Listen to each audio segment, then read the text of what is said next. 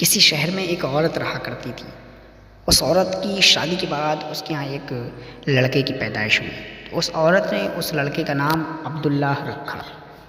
اب وہ لڑکا جب بچپنے میں ہی تھا جب وہ چلنے پھرنے لگا، سمجھنے لگا بات کو، تو اس کی ماں ہمیشہ اپنے بیٹے سے کہا کرتی تھی کہ میرا عبداللہ مجھے حج بیت اللہ کی زیارت کروائے گا، مجھے مدینہ شریف بھیجے گا میرا عبداللہ۔ یہ بات وہ اپنے بیٹے سے کہا کرتی تھی۔ اب جب اس کا بیٹا دھیرے دھیرے بڑا ہوا، ایک کمپنی میں نوکری کرنے لگا، کام کرنے لگا، تو اس کی ماں نے اس سے اب اپنی خواہشیں ظاہر کرنا بند کر دیں، کیونکہ جس کمپنی میں وہ کام کرنے لگا تھا تو اس کی ماں کو پتہ چل گیا تھا کہ اس کی آمدنی اتنی زیادہ نہیں ہے کہ یہ مجھے حج بیت اللہ کی زیارت کروا پائے۔ تو اس وجہ سے اس کی ماں نے اپنے بیٹے سے اپنی خواہشیں ظاہر کرنا بند کر دیں، لیکن اس کے بیٹے کو پوری بات پتہ تھی کہ میری ماں حج کرنے کے لیے کتنی بیتاب ہے، مدینہ شریف کی زیارت کرنے کے لیے کتنی بیتاب ہے۔ عبداللہ ہمیشہ یہ بات سوچا کرتا تھا کہ میں زندگی میں کچھ کروں یا نہ کروں، لیکن اپنی ماں کو حج ضرور کرواؤں گا۔ تو عبداللہ نے اپنی کمائی میں سے تھوڑے پیسے نکال کر جمع کرنا شروع کر دیے۔ اب وہ کچھ ٹائم کے بعد جب پیسے اتنے ہو گئے کہ اس کی ماں آرام سے حج جا سکتی تھی، تو ایک دن وہ سارے پیسے جوڑ کر بینک سے نکال کر اکٹھا کر کے اپنے گھر لانے کو ہوا۔ ایک بیگ میں اس نے پیسے رکھے اور اپنے گھر لانے کو ہوا۔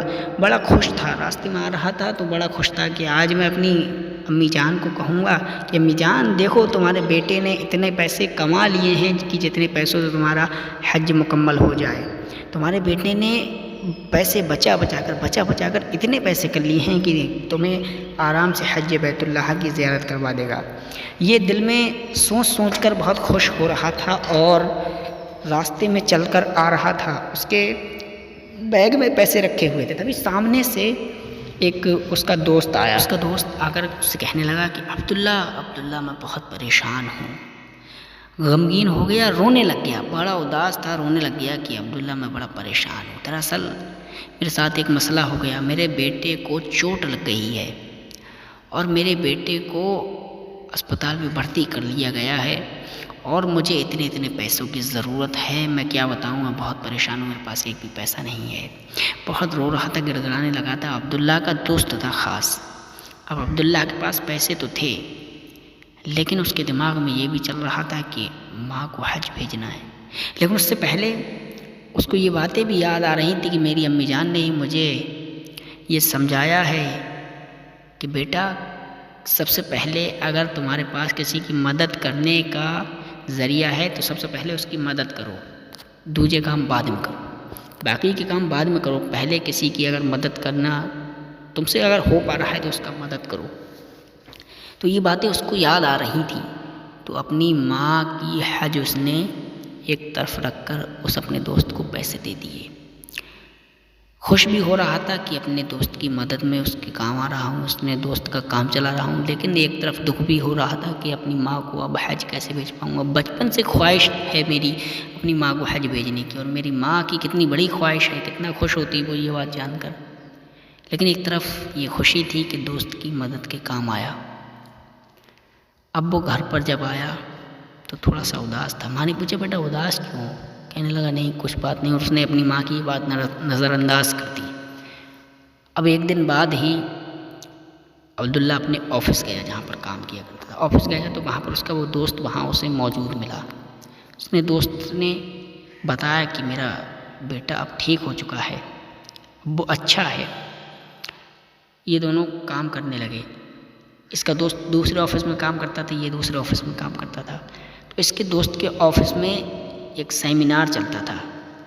اس کے دوست کے آفس میں آفس کے جو اس کے باس تھے وہ ہر سال ایک سیمینار نکالتے تھے کہ ہر سال وہ سب لوگوں کا ایک نام نکالا کرتے تھے، پرچی ڈالا کرتے تھے، اور اس پرچیوں میں سے جن دو لوگوں کا نام آیا کرتا تھا، جو دو لوگ ونر ہوا کرتے تھے، ان دونوں لوگوں کو حج بیت اللہ کی زیارت کروایا کرتے تھے۔